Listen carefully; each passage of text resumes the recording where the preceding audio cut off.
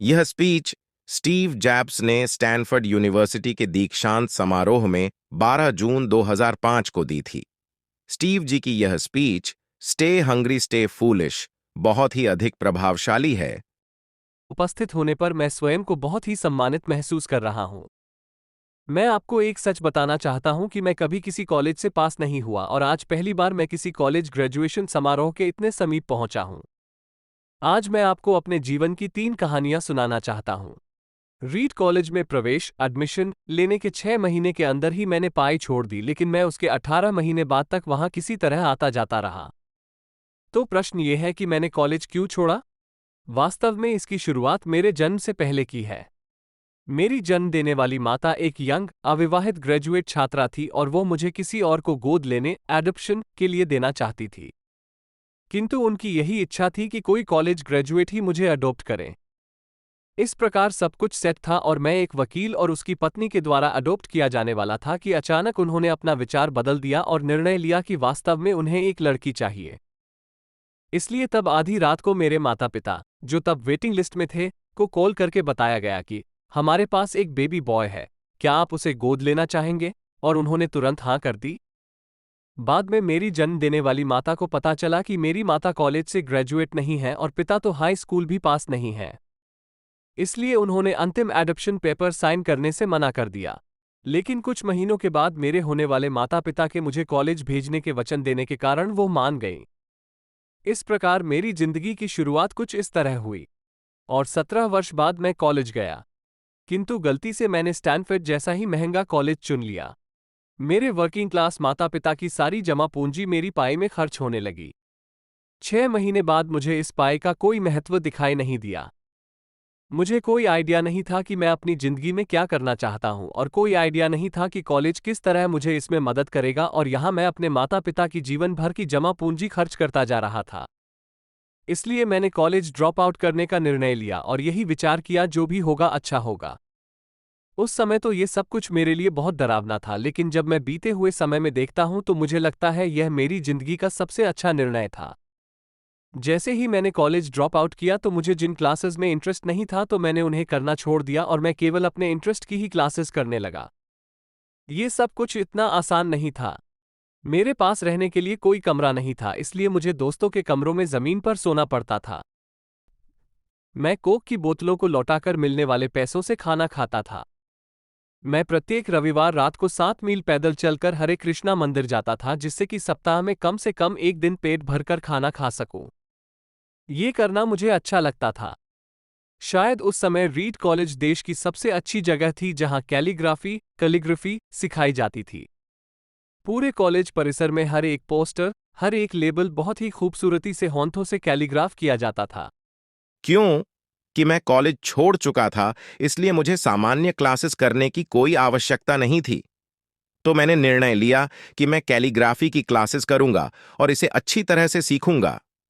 मैंने सीरिफ और sans serif type faces के बारे में सीखा, अलग अलग अक्षरों के बीच में स्पेस वेरी करना सीखा और किसी अच्छी टाइपोग्राफी को क्या अच्छा बनाती है यह भी सीखा। यह खूबसूरत था, ऐतिहासिक था, इतना आर्टिस्टिक था कि इसे विज्ञान द्वारा कैप्चर नहीं किया जा सकता था और यह मुझे बहुत ही आकर्षक लगता था। उस समय ऐसा कोई भी विचार नहीं था कि मैं इन चीजों का प्रयोग कभी अपने जीवन में करूंगा। लेकिन जब 10 साल बाद हम पहला मैकिंटॉश कंप्यूटर बना रहे थे, तब मैंने इसे मैक में डिजाइन कर दिया और यह खूबसूरत टाइपोग्राफी वाला विश्व का पहला कंप्यूटर बन गया। अगर मैंने कॉलेज में केवल कैलीग्राफी में ही प्रवेश नहीं लिया होता, तो मैक में कभी मल्टीपल टाइप फेसेस या प्रोपोर्शनली स्पेस्ड फॉन्ट्स नहीं होते। और क्योंकि विंडोज ने मैक की कॉपी की थी, तो किसी भी पर्सनल कंप्यूटर में यह सब नहीं होता। अगर मैंने कभी ड्रॉप आउट ही नहीं किया होता, तो मैं कभी कैलीग्राफी की वो क्लासेस नहीं कर पाता और फिर शायद पर्सनल कंप्यूटर में जो फॉन्ट्स होते हैं वो होते ही नहीं। अवश्य ही जब मैं कॉलेज में था तो भविष्य में देखकर इन डॉट्स को कनेक्ट करना असंभव था, लेकिन 10 साल बाद जब मैं बीते हुए समय में देखता हूं तो सब कुछ बिल्कुल स्पष्ट नजर आता है। मैं सौभाग्यशाली था। मैं जिस चीज से प्यार करता था वह मुझे जल्द ही मिल गई। वॉज और मैंने अपने पिता के गराज से एप्पल शुरू की तब मैं 20 वर्ष का था। हमने बहुत मेहनत की और 10 साल में एप्पल 2 लोगों से बढ़कर $2 बिलियन और 4,000 लोगों की कंपनी हो गई। हमने अभी 1 साल पहले ही हमारी बेहतरीन रचना मैकिन्टॉश रिलीज की और मैं 30 का हो गया था और मुझे कंपनी से निकाल दिया गया। आप अपनी बनाई हुई कंपनी से कैसे निकाले जा सकते हैं? जैसे जैसे एप्पल ग्रो करने लगी, हमने एक ऐसे बुद्धिमान आदमी को हायर किया जिसे मैंने सोचा कि वो मेरे साथ मिलकर कंपनी आगे बढ़ाएगा। पहले 1 साल सब कुछ ठीक प्रकार से रहा, लेकिन फिर कंपनी के फ्यूचर विजन को लेकर हम दोनों में विवाद होने लगे। बात बोर्ड ऑफ डायरेक्टर तक पहुंच गई और उन लोगों ने उसका साथ दिया।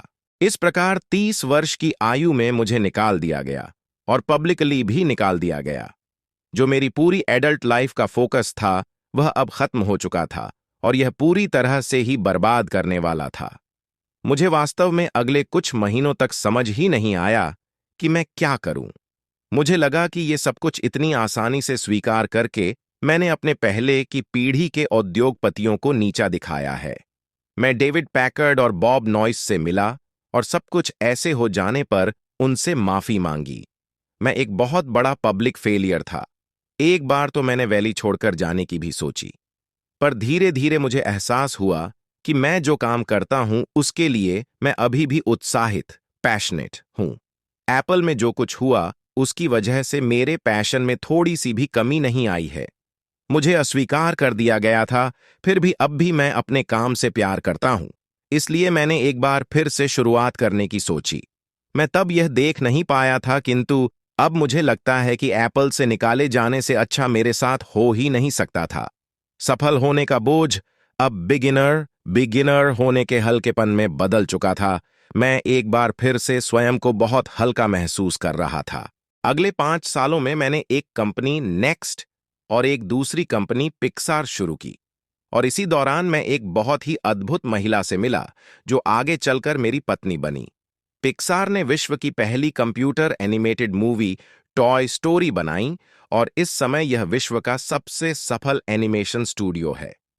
एप्पल ने एक अप्रत्याशित कदम उठाते हुए नेक्स्ट को खरीद लिया और मैं एप्पल में फिर से चला गया। आज एप्पल नेक्स्ट द्वारा विकसित की गई तकनीक प्रयोग करती है। अब लोरीन और मेरा एक सुंदर सा परिवार है। मैं पूरे विश्वास के साथ कह सकता हूं कि अगर मुझे एप्पल से नहीं निकाला गया होता तो मेरे साथ यह सब कुछ नहीं होता। यह एक कड़वी दवा थी, लेकिन मेरे विचार में मरीज को इसकी जरूरत थी।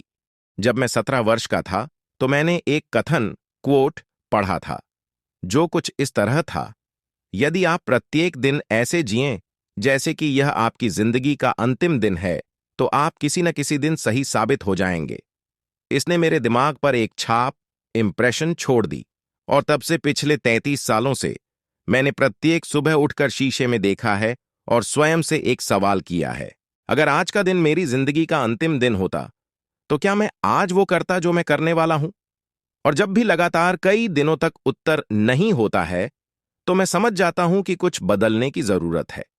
इस बात को याद रखना कि मैं बहुत जल्द मर जाऊंगा मुझे अपने जीवन के बड़े निर्णय लेने में सबसे ज्यादा मददगार होता है, क्योंकि जब एक बार मृत्यु के बारे में सोचता हूं तब सारी अपेक्षाएं, एक्सपेक्टेशंस, सारा गर्व, प्राइड, असफल होने का सारा डर, सब कुछ गायब हो जाता है और सिर्फ वही शेष रहा जाता है जो वास्तव में महत्वपूर्ण है।